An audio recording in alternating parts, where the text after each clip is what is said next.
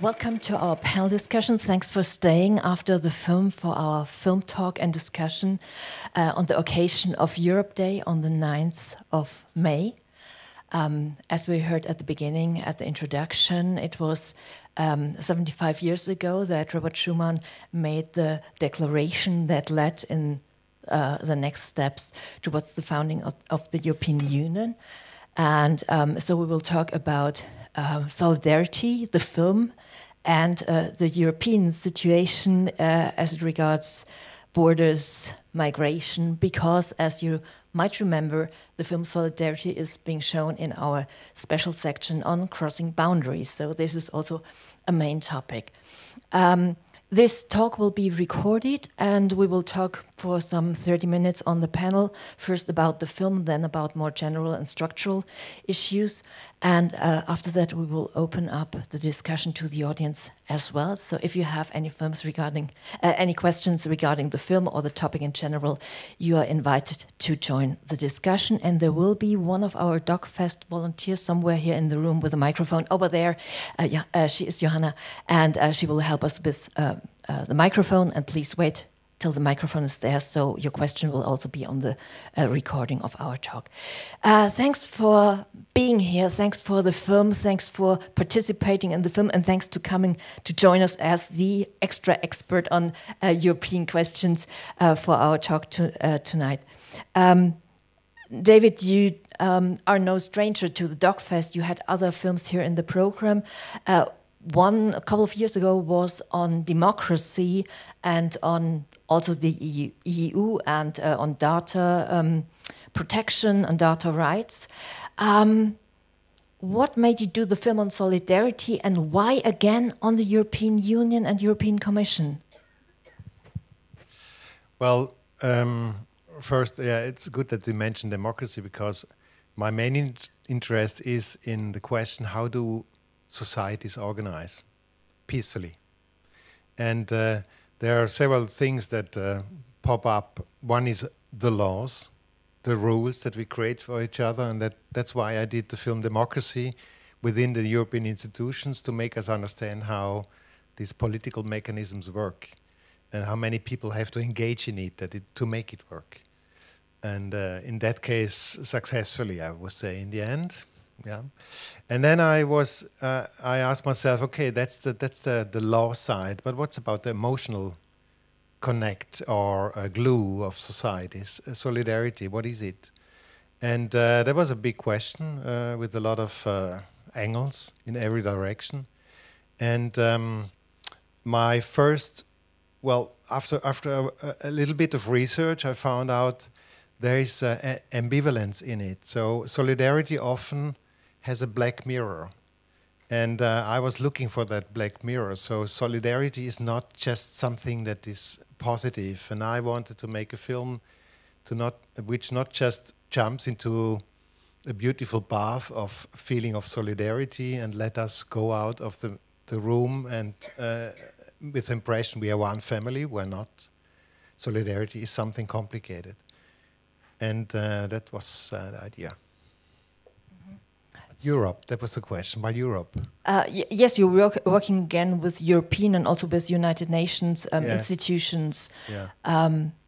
You already mentioned that you're interested in the structures, but maybe there's something else? Yes, that's something else. Well, after democracy and the fact that I had the opportunity to walk through these institutions after a while freely and could film in secret negotiations and so on, I felt, okay, I do the same on of the UN level, and that didn't work out that well, I have to admit.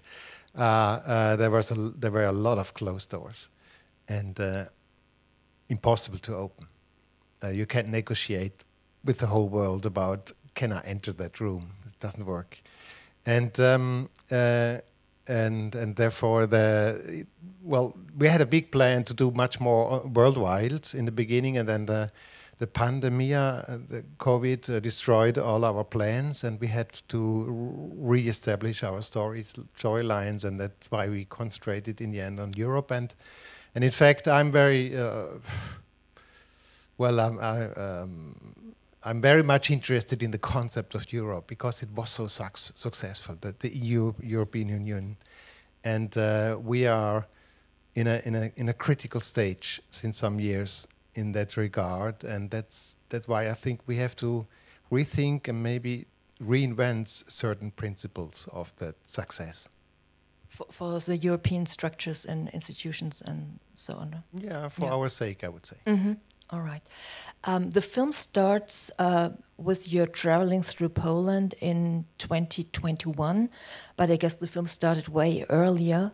How long did the whole story and the whole trip take you? How many years did you work on this film? I started the first research in 2017 in Lebanon. And so it took 8 years. That's quite a while since 2017. Yeah. I'm very happy that we have two of the protagonists here with us on stage, Marta and Christine. How did you meet them, David? And there was probably in the process of the research you met with many, many, many people, and probably not all of them have made it into the film. So how did you meet Marta? How did you meet Christine? I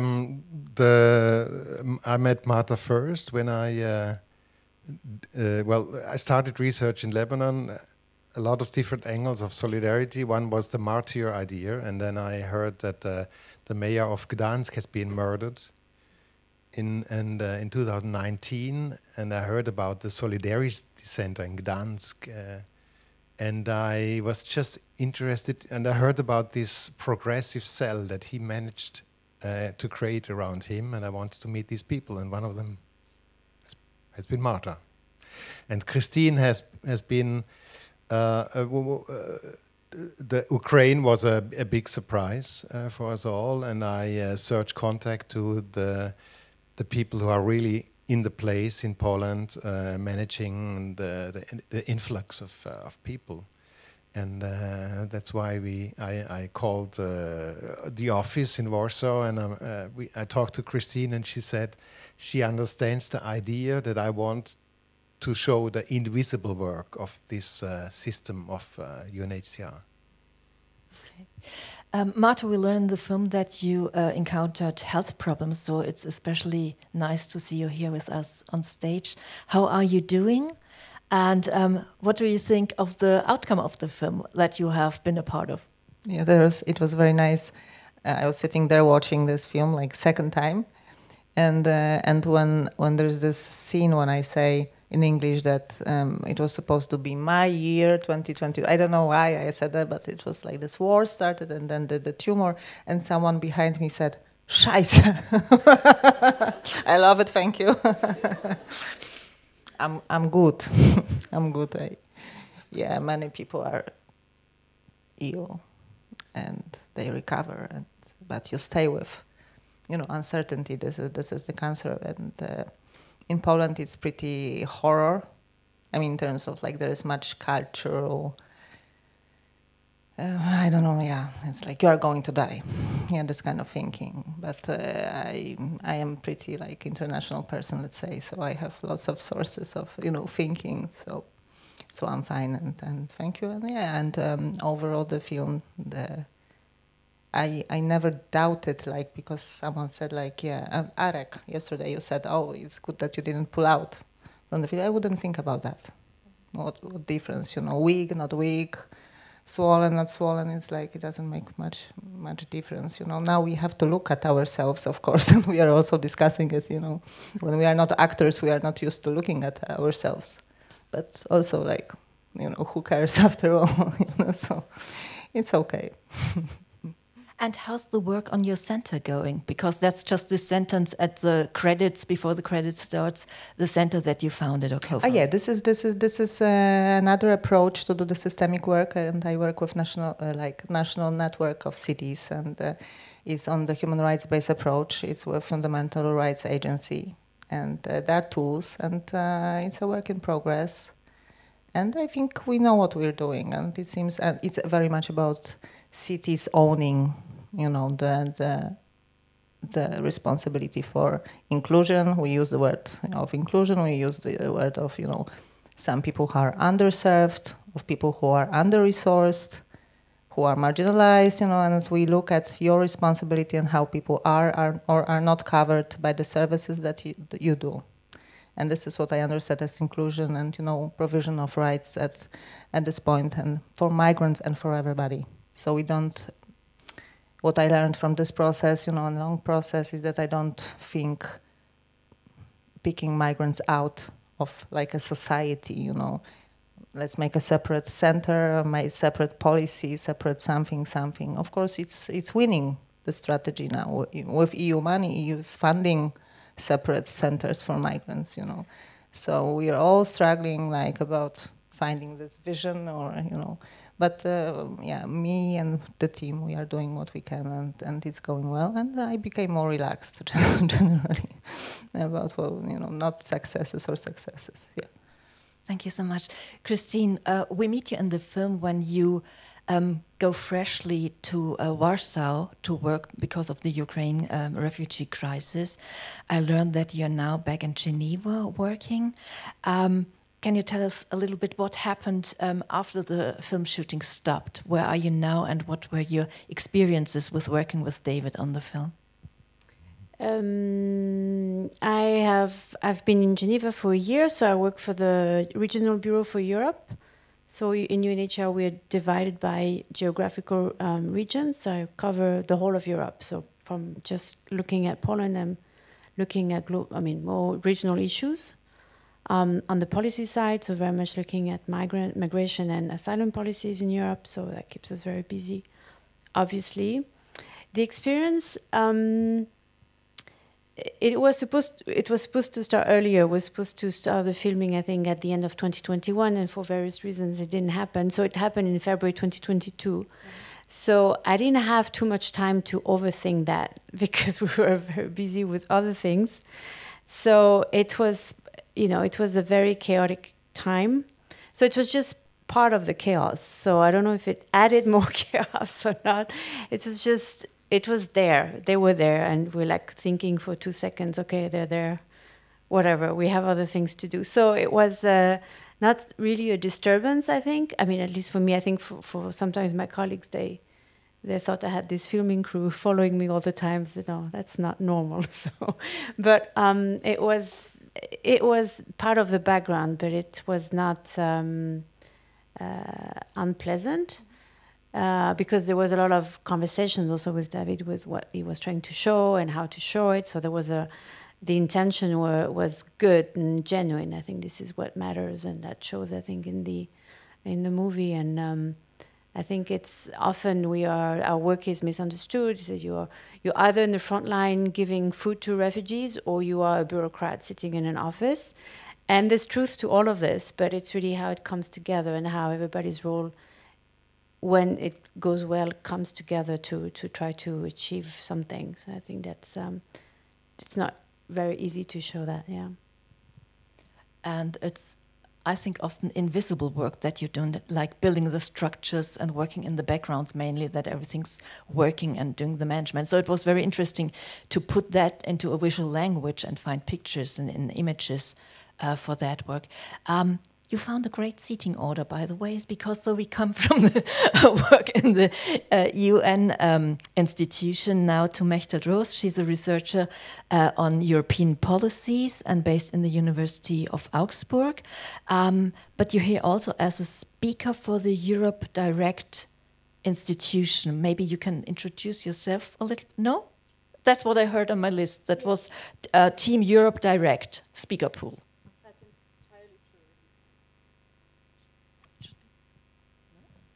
Should it? Yes, now it works. Sorry. Yeah. No, it doesn't. I will share one. Thank you so much. I'm so sorry. My confused face is because, yes, I'm part of that speaker pool. I can't really present the Europe Direct team because what I'm doing is I'm available to offer expertise on the areas where I'm doing research. So I don't know terribly much about the structures behind. But since I find it important that whatever I research actually gets communicated to the world, whatever that is. So sorry that I can't introduce more about that. All right. You're the only person here on the panel that's not part of the film team. So what's your outsider perspective on the film that you've seen yesterday already, I think. What's your take on that? Maybe you can... I'm still struggling to kind of create full sentences because I'm really, really moved by this film. I find it really impressive, and it's a high honor to sit here next to the three of you.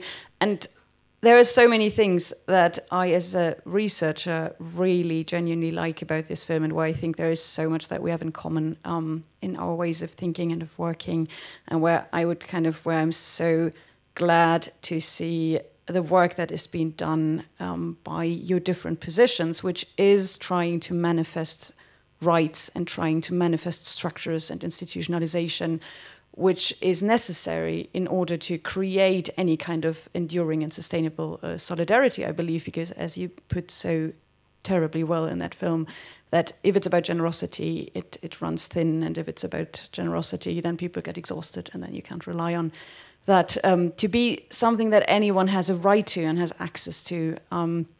So that's really something that resonates so very much with me. I'm still very under the impression of the film, I would say. Well, it covers so many different topics, David, in the film. There's so much to talk about, so many issues. Even within the film, you bring up the story, the history of solidarity and the history of the institutions, the founding of the United Nations, of European Union, etc., and how they built like a structural basis for the concept of solidarity and of the humanitarian work. But it's been 75 years since the declaration, 80 years since the end of the Second World War, so a lot of time has gone. What are the main differences? I remember a couple of years ago there was a discussion on New Europe, which was initiated by Rumsfeld, but he meant something totally different than the New Europe that we talk about now. So how is the institution, the European institution, changing? Very briefly, maybe, if you could talk about that for a moment. Like, what are the major changes in the last couple of years that lead to the dilemma that we are facing now? Because in the historical dimension that you characterize in the film, there seemed to be a very unitarian starting point after the Second World War, and I think still under the impression of a lack of solidarity. I remember all the stories about ships full of refugees that were not allowed to go into the harbors in different parts of the world, in North America, in European harbors, etc. So I guess that in the aftermath of the Second World War, there was this huge demand, emotional demand for enacting solidarity, and this seems to have been lost somewhat. No, it's not. So I'm interested in your take, Mechthild. I'm actually really interested in your take, but since I'm asked, I will just say why I shake my head. Because I think the solidarity is exactly the same. It's a solidarity with the countries that were founding the European community. And that is still there, and that's the solidarity that dominates, which is the solidarity for ourselves, which is the solidarity of protecting our people, of protecting our populations and our states. And I'm putting this like this because that's a construct that's just not reality anymore. We're so heterogeneous and we're so mobile, and we're living in a world that just doesn't function by the same lines anymore that it did at that time.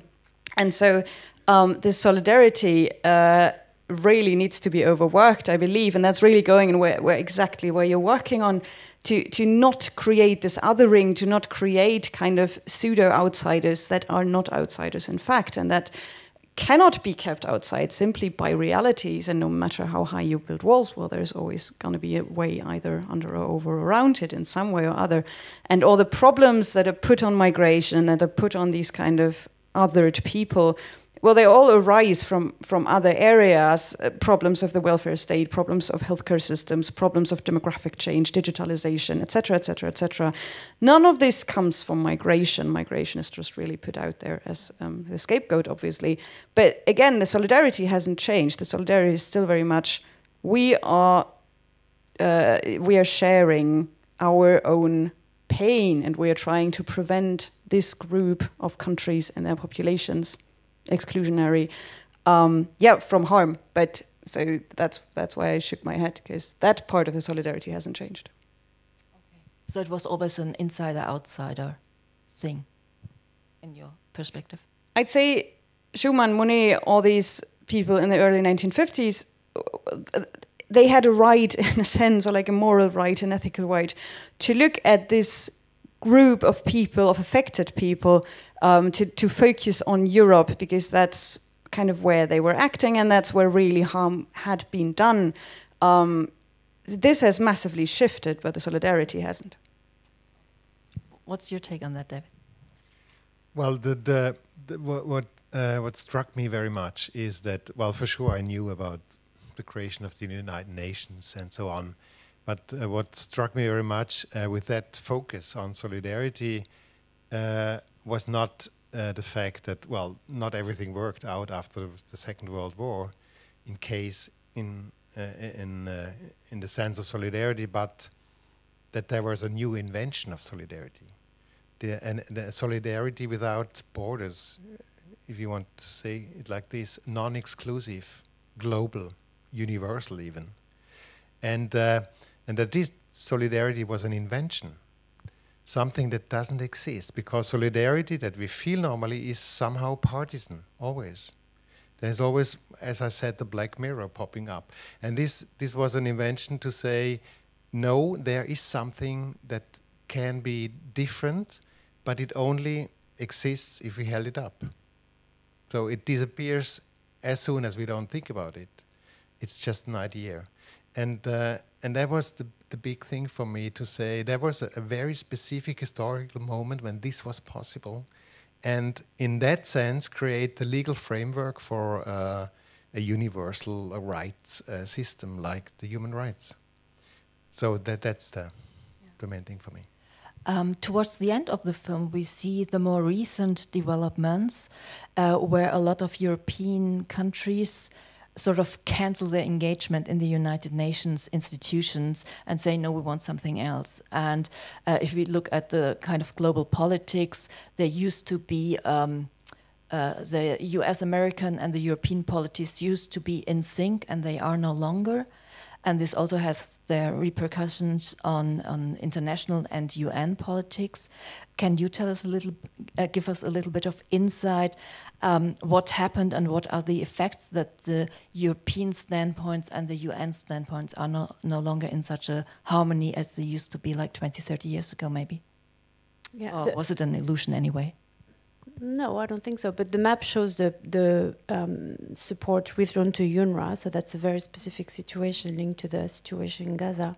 But yeah, more recently, and after that, there was a decision by the U.S. administration to decrease the funding they've been giving to different UN organizations. So not just, I mean, more or less everyone has been affected, and that's a fairly sudden and brutal decision by the U.S. administration, which leads to, for us, humanitarian organizations, for many others, brutal stop in programming, in response, in basically the assistance that is given to refugees throughout the world. So concretely, that means in places there's no more feeding or very little. There's no more access to education and to health in countries where there is no system to take that over. And I think this is fundamental conversation that we keep having.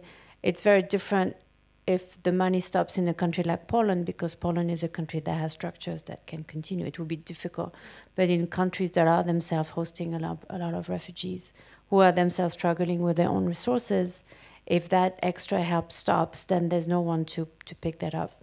So that has dramatic consequences for displaced persons, for refugees, and for all the organizations working. So the UN, but also all the NGOs, the refugee-led organization, the women-led organization, the grassroots organization that do a lot of the work, a lot of the, the knitting work it takes, right, to create a system. So yeah, that has an impact. And well, the EU and a lot of governments are big donors to the UN, but they cannot, the US is still giving a lot of money, but no one can actually compensate.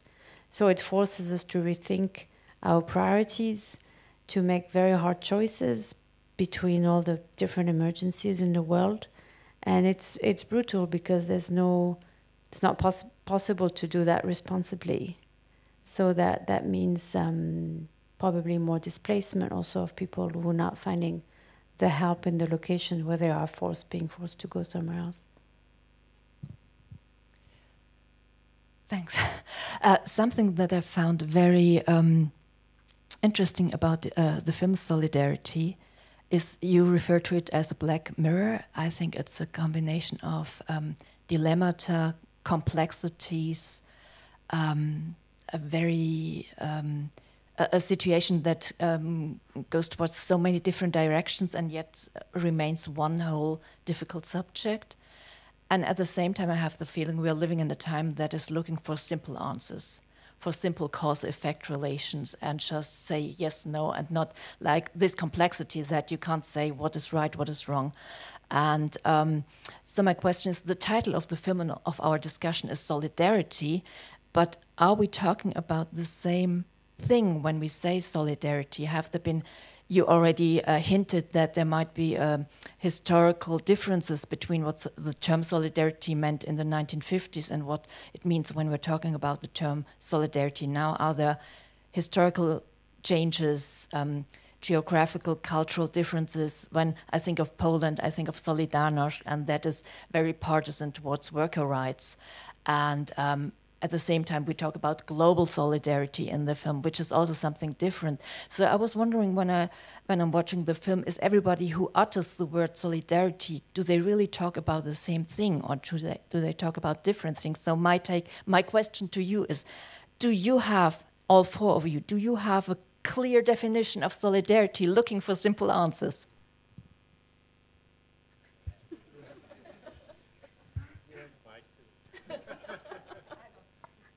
You don't. Then maybe it's... Well, let me give an answer then. In the literature, solidarity is has been, I would say until Corona, it has been very much connected with workers' unions and struggles in the 19th century, part of the Industrial Revolution and the fights of workers. But there is already another idea in the expression liberté, égalité, solidarité, where solidarity is a concept of the emotional connects of a society, but as part of a revolution that was extremely bloody. So that solidarity was already created or came out of a bloodshed, I would say, even. And that was already the beginning for me to ask, okay, how do I deal with that? Should I ignore it and say, no, it's a good concept of community, or is it something that is connected to solidarity? And in the meantime, the moral philosophy didn't go too deep into trying to define solidarity. There are a lot of, in the meantime, there is a lot of science done by it, especially in Germany, I have to say. And but there's no real definition. And even myself, I was always, I didn't know how to name it. Is it a talent? Is it a phenomenon? Is it anything? So we don't know. So I think it's a question of the context. And yeah, I think I'd like to give a science informed or kind of coming from the social sciences and answer. I don't have one personally, and during your movie I kind of changed my own definition about 10 times, which I'm still working on that, and you raised so many great questions about the exclusivity, or can there ever be a solidarity that kind of includes everyone, and I don't have a good answer for that. But if we look from the social science perspective, then I think it's very interesting to look both within Germany and then within the EU at the concept of Solidargemeinschaft, for which, funnily, there exists no really good English translation, to my knowledge, at least. In the literature, you would find the German word. And which is a form of solidarity that has a high degree of conditionality, because membership comes with conditions. So you are a member of that Solidargemeinschaft not only and maximum 50% so that you receive something, but rather that you give something. Only if you contribute, then are you entitled to receive something. And that, of course, runs entirely counter to any kind of asylum support system, migration support system for displaced people who might be in need of anything, because in many countries, especially in the European Union and especially in recent years, they are not given the possibility to contribute. They often are not allowed to work. They're often not allowed to kind of make a living, to take care of themselves. And if they are, then they are often kept distinctly outside of the system, to just kind of move within their own circles and then not become proper members of the Solidargemeinschaft. So in that sense, it's very conditional. That was actually my impression, that solidarity goes hand in hand with community or with a collectiveness, collective consciousness. And I was wondering that during the last couple of years, there was a shift from solidarity towards empathy, which I consider is more individualistic and more peer-to-peer and without any institutions. Would you second that, or is this a wrong idea that I'm having? And the third term that I want to introduce is altruism, or philanthropy, which is like there's one nice person who's handing out merciful gifts to other people or something like that. How would you see this connection with altruism, solidarity, empathy? Are they more political, more emotional, psychological, political? Martin? So things are complex and are not complex at all at the same time, you know. And when Grandi said, like, the migrants are not a crisis, they left because of a crisis, and you know, there are people who create the crisis, and then there is all the chain reaction. And how I work, and what I also learn from, you know, solidary cities like Barcelona, which has been very good in very many ways. So they work in a model, like human rights model, which says we are moving from a paradigm of help to paradigm of rights.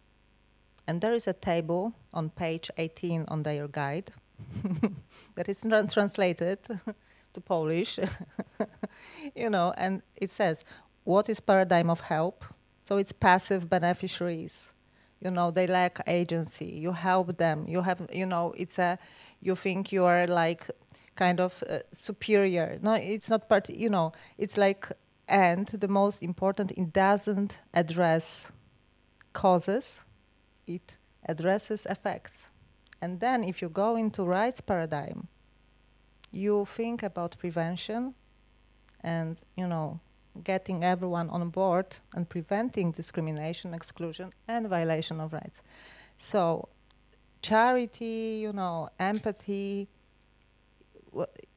when this train, you know, it's like the war, so the marshal says, so Mrs. Marta, you are taking the train and you will go, and in this town, we were together on this train. So the mayor of that town will have prepared the group of people who will be waiting for you there, and they will just, you know, you will open the train doors and they will come in. And then we arrive, we don't stand on the platform. You know, there's no mayor. I was supposed to take a photo with that mayor, of course, you know, to send it and say that our mayor sent the train, you know, and all that PR was supposed to happen. So nothing of that happened. My marshal was disappointed from, you know, from the minute one, and then like nothing. And what I want to say is, of course, you know, what solidarity we are speaking about if there are people who have no agency to make any decision at that point. You know, I reached out to someone and I didn't reach out to someone else. And some people stayed because they were there for 4 days and they were unable to make any decision. They just sit by the wall, like in stupor. Do you call it a stupor? So solidarity, empathy, and charity, and they want to work. I mean, we need procedures and really understanding of what we're doing, and, you know, and some mechanism that make it work, and not chaos of this kind. And, from day one, I was also talking to everyone, UNHCR has been doing this globally for decades. We don't need to look for our solutions. Let's just work together on that. There are ways to do it, to prevent trafficking, to prevent people getting on some crazy cars with don't know who and, ending up don't know where. But no, everyone has their way. And, planning is a big problem. And I don't know why, but it is. But anyways, I don't expect people to be very solidary. I expect people to understand that they are duty bearers, they hold responsibilities, and they need to have a plan to execute their responsibilities. That was the next thing that I wanted to direct, and that's great that you have the mic now, Christine, because my understanding that what I learned from the film is that solidarity requires resources, infrastructures, processes, planning, responsibilities, and also there's a scene with you, Christine, help for the helpers so that they don't overextend themselves. Maybe you can tell us a little bit about this often invisible work that builds those structures and reaches out for the funding and for the resources and manages the resources. Ukraine was exceptional in the sense that we never got so much funding and we didn't even have to ask for it, right? So that came very spontaneously, and I think that's also that sense of belonging and the fact that it was so close to Europe, so there was a sense of wanting to be helpful one way or the other.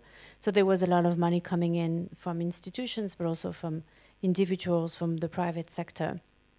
That's usually not the case. If you look at Sudan right now, we have no money for Sudan, and it's a much longer crisis with dire humanitarian needs and really not much to help people with. So usually our institutional work is to go to countries, to donor countries, and ask for these resources.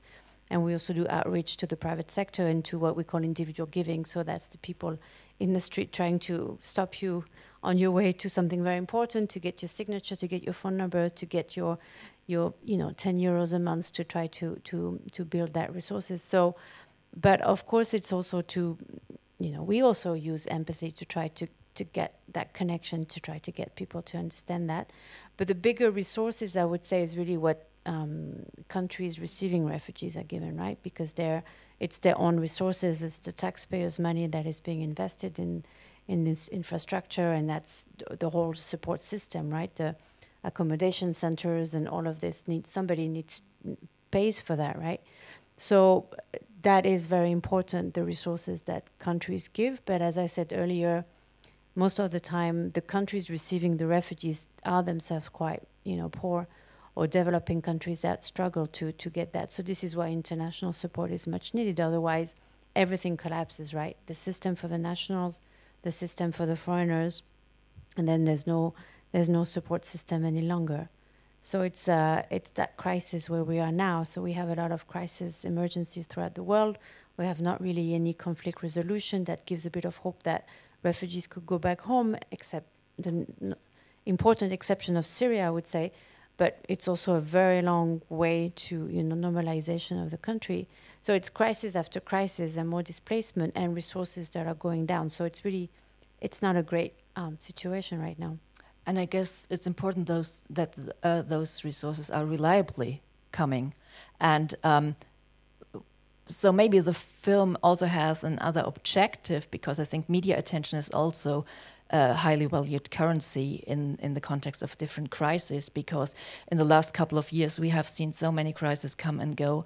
And we're not talking about the earthquake in Thailand. Also, it has been only just very, very recently, but it was like in the news for maybe 2 days or something like that. The huge earthquake in Turkey was a year ago. Nobody's talking about it anymore. And so many crises displaced people and stuff like that. So media attention, I think, is also very important to raise the awareness for those conflicts. Are there any resources for that as well, to have like the media attention, because that probably gives also the money by the governments and by individuals? Yeah, I mean, media it's important, but that, I mean, of course we communicate, we need to catch that attention, but it's, as you were saying, you know, nowadays everything is overly simplified, and we talk about crises that are complex. The media landscape nowadays is not really suited for complex messages and complex explanation. It has to be very overly simplified. So that's fine for a 1 minute clip. It's a bit more complicated for complicated situation. The world is complicated. There's nothing around this. So it's important, but I think for us in the work we do is really those meetings that David could not enter. It's because we needed to work with governments and give them that space to have sometimes conversations that are not very pleasant on both sides, I would say, but really to try to build that system to make sure the resources are there, that there is an expectation that they will continue, and if not, there's enough notification so we can find resources elsewhere to avoid the disruption of program, of services, and so on. So the work we do, it's easy to just, you know, do a media clip, but that addresses one small problem. But the long-term issues, you don't address them through, you know, a video of one minute. Since time is running very fastly, I want to ask you, the audience, are there any questions or comments? And the microphone is over there. Just raise your hands. Any comments, questions? Yeah, over there. Can you?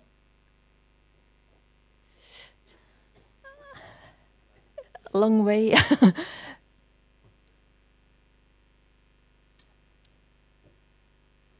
Yes, please.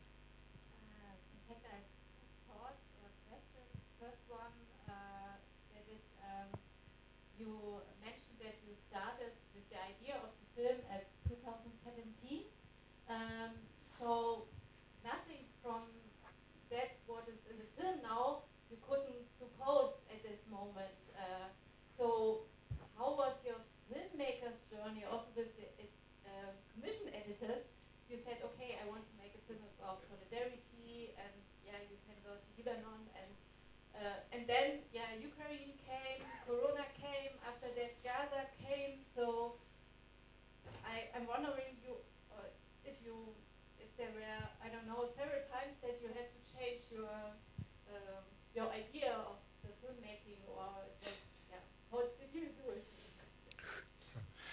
Well, yes, as I said already, we started with a simple question, and we have been overwhelmed with answers. In fact, there was just too much answers, and very hard to cope. Most of the time, after being financed, that took 2 years or 3, I'm not sure.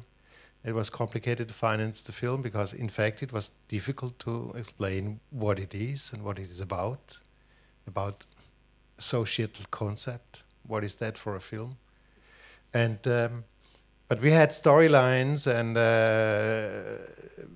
really a very detailed concept in the end. And but yeah, the production was most of the time underwater, so we had to reach for air sometimes, and there was a period when I thought I won't reach the surface anymore, so it's over, it's impossible to finish it. It was really complicated, I have to say, yes. but yeah. When did you know I'm finishing shooting and now I'm going in the editing process? No, finally, after COVID disappeared somehow, and I reached to get an understanding with UNHCR to do this and that, and yeah, there was a certain moment when we found the ending, and then was Gaza, and for me that was immediately I understood that's the example for a clash of solidarity, and that's the peak of the story. Yeah, I'm really impressed of the film, and I think it's really the right time to show this film also to our German government.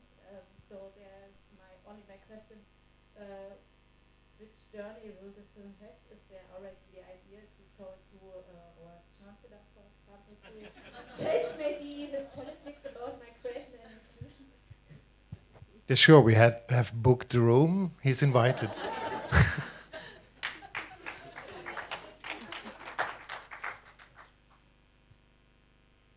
No, there will be a. That's not true. No, that's not true. Yeah. No, well, for sure, that's what we are working for. We are in contact with the UNHCR office in Berlin, which is very helpful to connect with all the political institutions. We'll see how far we come. There will be a film start in the cinemas in September, probably. Until then, we might have certain screenings end of June at the World Refugee Day, for instance, or other opportunities.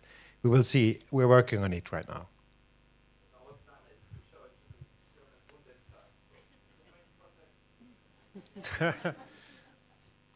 Yeah, that might happen, I would say, yes. Any other questions? Yes, in the white shirt.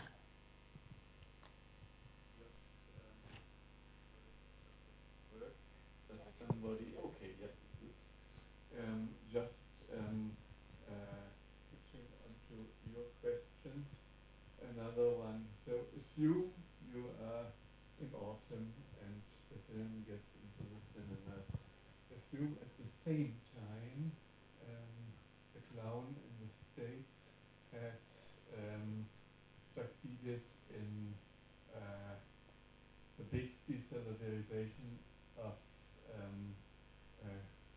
US finances for US aid, US finances for anything that this has to do with the UN.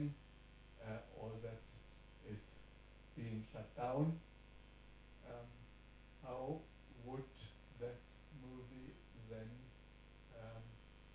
look to the public?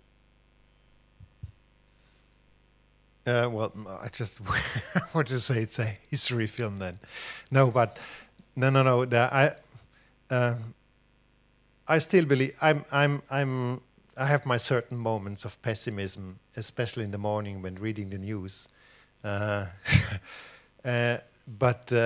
still, I think that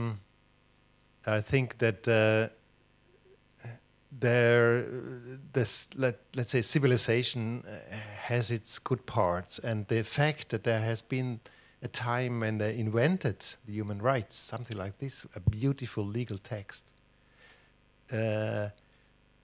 gives me some hope that it won't disappear. And then there's some other thing that for me became rather important, my imagination, especially today, because it's interesting that this convention in San Francisco happened 1945 in April, so before the war ended.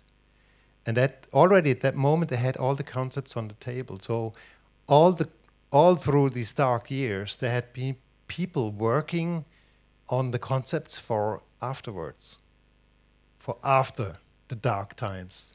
And I think maybe we are in a similar situation. We don't know what comes up in the next years. It can be everything, disastrous. But maybe we have to work right now on the world that has to be afterwards. When human rights were introduced to the thought of human, at that time it wasn't solidarity at the end of liberté, égalité. It was fraternity, it was brotherhood. That is a little more encompassing, I would say. And excluding. And excluding, you mean... You're right. You mean sisterhood should be added as well, yeah? At that time, not really. So another kind of exclusion indeed.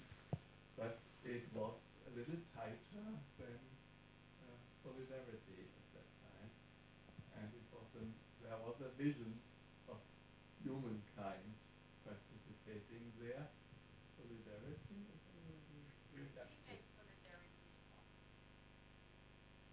What was that?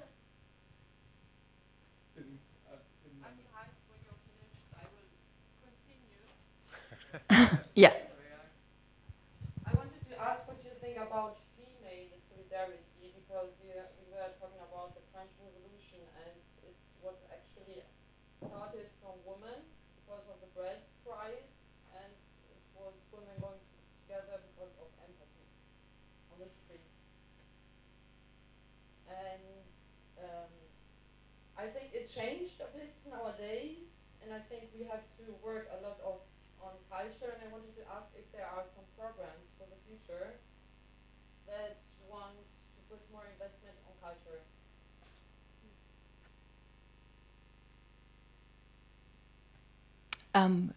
Who is the question directed towards? To the European Union. Mechthild. Programs on culture, please. I would so love to be the European Union.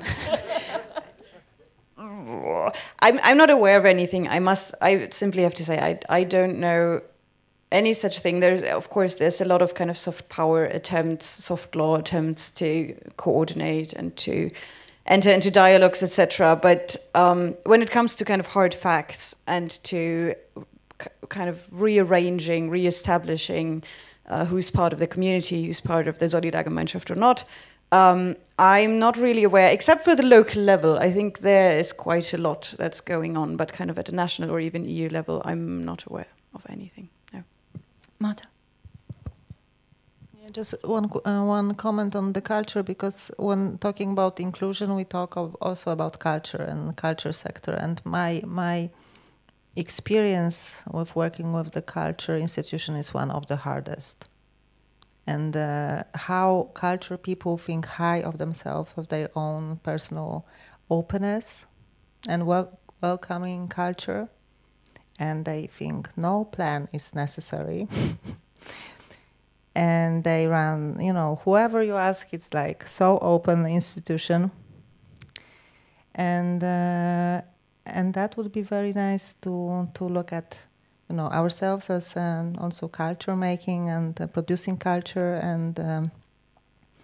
and is it inclusive, and to whom it is, whose culture rights you're really providing, and is everyone welcome, and how it changes, how it is connected to other sectors of city life, and just this comment. I don't know if it's only about new money. It's about how we make this culture that is going on right now. And that's also regards the blind spots, like thinking about their own violent approaches when activating solidarity or acting in the sense of solidarity. Since somebody mentioned like current policies, we have a new government, a new chancellor, and immediately the pushbacks at the Polish border got into effect. So I wanted to ask Marta your opinion on that, and your opinion on is it conform with European legal system? Well, the pushbacks on Polish border are nothing more than a karma, right? So, it's like I have nothing more to say. It's like I think it will be a good lesson for our government. It's really interesting to hear the other side. I mean, from an EU law perspective, it's illegal, but it only that illegality becomes relevant only when there's someone to actually take the German government to court. And right now, I do not really see that momentum. I mean, what we've seen over the last years is many countries going against EU regulations in terms of EU law, in terms of closing borders and declaring emergencies that are only allowed to last like 6 months, and then they would need to be lifted.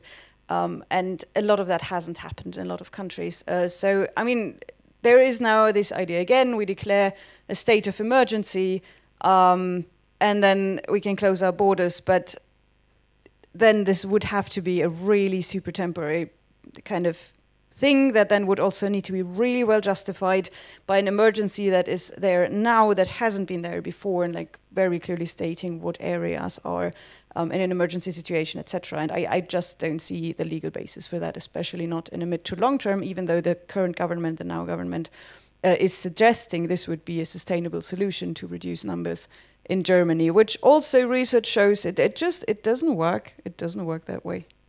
Even if you close borders, well, you just become more inhumane. But people keep coming because they have to. Mm-hmm. Yeah. There's one question in the front row. Yeah, thank you for everyone who was participating in this movie. I have a question to Marta. You were talking about responsibility and also agency. And did you mean by this like self-responsibility of the refugees, or whom were you like referring to? Well, I mean, when there's emergency like that happened at the or happens at the border, I mean,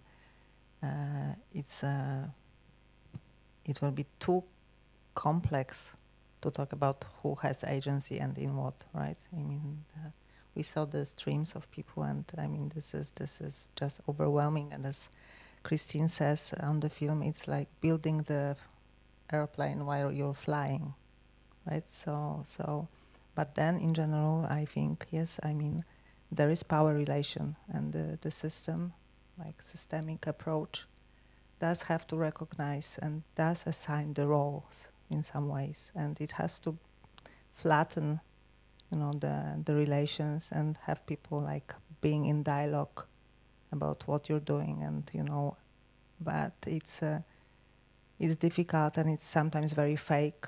It's a fake dialogue. It's a fake participation. It's just some, you know, consultations, or, you know, so there's so much to be done, but generally solidarity, and there's been so much responsibility pushed from the state towards people, CSOs, NGOs, you know, and there are people who will work hard and like, you know, without any institutional support or so this has been hard, and again, in this human rights-based approach, you really need to have a discussion about the division of roles, responsibilities, duties, and this is very, very hard to introduce this kind of dialogue, cross-sector dialogue at the local level, but it is a necessity, and I don't know how we will get there, but it is a necessity. And as also just one more thing, like when we, for example, had Afghan refugees and evacuees, like in 2021. I was in the office already, and so the national level, the state would say, oh, this is the regional competence to take care of. Then the regional would say, no, this is the cities who have to take care of. Now the same happens with Ukrainian refugees. They are being kicked out of the shelters funded by the state, and the state says the cities need to pay. Then the cities will say, no, the NGOs should do that, you know, and it's like always kicking of responsibility. As we were discussing yesterday, once you assign yourself a responsibility, you are accountable, and no one wants to take this risk, right? So this is why it's so difficult, and it's difficult about anything. It's like in Poland, the LGBTI, like the queer youth, like their problems are ceded to NGOs. So NGO running, you know, organization for 20,000 euro a year is supposed to respond to mental crisis and suicidal, you know, crisis of the queer youth. So this is how it's happening. So I think the talking about responsibility and agency is key, but we need some consensus and critique mass to arrive there. Maybe on that, because there are a few strong testimonies of the refugees in the film, but it's really for anyone arriving at the border, I mean, in the context of Ukraine or in the context of the Syrian men, the psychological state of people who flee their home is often underspoken about or underappreciated, in the sense that they're not in a position to make a decision. And that's not to say, like, so often the reflex is to make decisions for them, which is the worst case scenario, because of course you don't know. You assume you know, but you don't really know. But you know that this discussion you were saying, the people we met, they really didn't know. Some of them had plans, they had family, they were going somewhere, they had solutions for them, but a lot of them didn't have a solution. I also remember in that center where you filmed, there was this woman, and she was sitting there, she was exhausted, she had an old mother, she had 3 kids, she had to make the decision for herself and for her family, which is a bigger responsibility, and she didn't know. She said, okay, how is Warsaw? Is that a nice city? She was asking me, I'm not Polish, right? She said, Wrocław, is that a good place? Should I go there? And, you know, who was I to tell her, yeah, you know, potentially all these places are good, but it depends a little bit, you know, what your plans are, what your ideas are. But once you leave your country, she probably left a husband behind. Maybe the house was destroyed. You don't know, the journey was very long. They're not in a capacity to have this conversation. So this is why the system support needs to be a bit more generous and give time and support to people to come back. They fall back on their feet because humans are strong and resilient, but not immediately. You need to sleep, understand a little bit where you are, but we always expect quick. Everything has to be quick decisions. You go there, we go there. But this is completely out of sync with the human experience of fleeing, right? And we don't fully appreciate that, even sometimes in my line of work, although that's what we're supposed to do well, because there's an urgency of, you know, the resources are limited, so things have to go fast, you know. So it's really important to go back, because I think the testimonies there are very important. The last family, it's always heartbreaking to see they're waiting for nothing. They just wait. There's zero perspective, zero. They wait, they sit all day in that room, and there's nothing coming up for them. This is the end of it, and they're young. So what kind of conversation you're going to have about, you know, what's next? You can't have that conversation. You have nothing for them. And the kids are, you know, super young, and it's going to be the same for them, right? So that really the, you know, agency there, what agency? But what I think what arises from what you're saying is really one, if we struggle for a definition of solidarity, that really brings one key characteristic of solidarity, everything that you're saying, which is we need to keep the other part at eyes level. We cannot look down on them. Even if they don't have the power to take care kind of their agency or anything, even if they are in an entirely desperate state at the moment, they are never below us. But if we are... sorry, what's the English word for solidarisch? In solidarity with someone, thank you. Then that means we need to meet them at eyes level. And that is, I think, one of the most problematic things in matters of solidarity at the moment when it comes to legislation, which is that we see a vulnerabilization of forced migrants, displaced people in general, that they only are taken seriously in their needs when they actually generate or have a trustworthy need and deservingness. And that forces a lot of them to stay in a vulnerability rather than kind of developing agency again and to developing power, because once they do that, they would lose certain rights and they would fall out of any kind of helping patterns. And so, but then it's not solidarity anymore. If we are the better ones, if we are the morally superior ones, we're not in solidarity with anyone. And that's even adding another level to the complexity, because what you said just reminded me of the man in the Bekaa Valley in Lebanon, who's sitting there since, what was it, 2012, something like that. And so sometimes the structures lead that people sort of become in stasis, as you said, that they don't move on, that they lose their agency in a way. So again, the structures are important and the help is important, and sometimes it hinders people to move forward and to move on to certain things. Are there any more questions? Otherwise, I would go to my last one. because Marta, you talked about, and our discussion led us towards stones rolling back down when we pull them up and going down again. And so you mentioned the Sisyphus. And if I remember Camus right, Sisyphus is a happy man. So my last question to you is, what makes you happy in your work for your institution and in regards to solidarity? Who wants to start?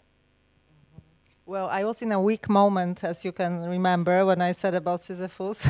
So it came. Is there any happiness? Of course. But this work, and maybe this is my point, after this, these events, us discussing and getting back and looking at it, is that this is the substance of human rights and migration. It's impossible to succeed, right? So nothing like that exists. This is my perspective, and I cannot be unhappy because of that. So this is a job that you do, and you won't be successful. So this is one thing, and the second thing is that why we are not successful is exactly because we depend too much on solidarity, maybe, or our imagination of solidarity and charity and so on, despite of responsibility for systemic responses and building them in the long term. There have been so much crisis by now that we could have learned better, but for some reason we avoid doing that. So maybe I am a little crazy thinking that systemic is possible, but well, I will try. Yes, I will try. I'm happy. I'm good.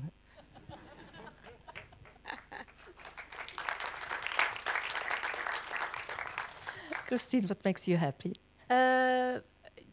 Well, not that I want to contradict Marta, but it's I would never dare.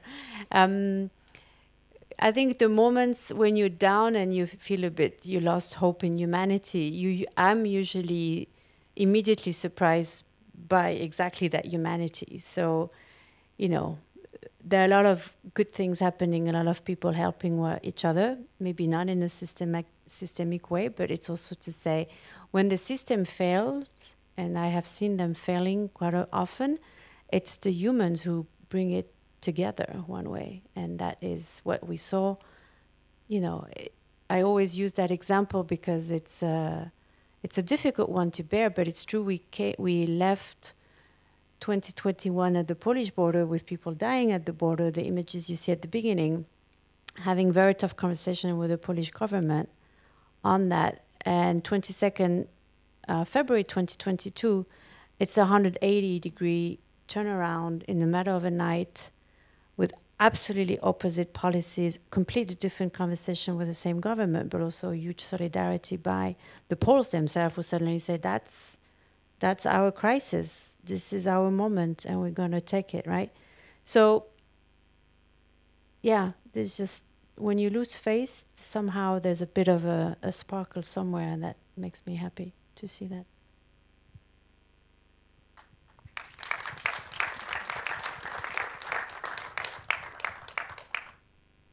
I'm not sure I can add anything to that, really. For me, the first of all, my stone seems much smaller because I only look at it from my desk, and it's frustrating for me that probably the stone would consist in research in forced migration studies and European studies, saying one thing for years and decades, and politics just always going the other way, always going the other way. But it's precisely these moments, actually, that I must say that kind of lift the spirits again, because I see stuff getting done, and I like these monuments of showing humanity. That really helps a lot. And David, yeah. Yeah, first of all, I have to admit that Albert Camus was really my entry into literature, into reading, I would say. So I was very pleased to get that ball from from Marta, and for me, it did just fit to this idea that global solidarity is a cultural concept, and it doesn't exist when it's not carried, when it's not upheld. So that stone was it. And then there was a moment I confronted Gillian with that metaphor. I said, "Can you cope with it?" And she said, "No, forget about it. Forget about that. Nah, it's not what it is." And then she started thinking, "Yeah, maybe the stone is rolling back right now." So I didn't use that quote because it was just too pessimistic. But in fact, I think there's really something about it, yes. And Camus says Sisyphus is a happy man because he knows what he's doing.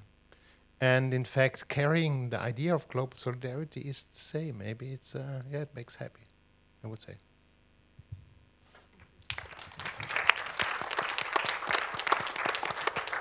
Now it's your turn to take over the stone. Behind me is the QR code for the Kino Publikumspreis. You can scan it with your phones and vote for Solidarity to have a winning chance in the Kino Publikumspreis.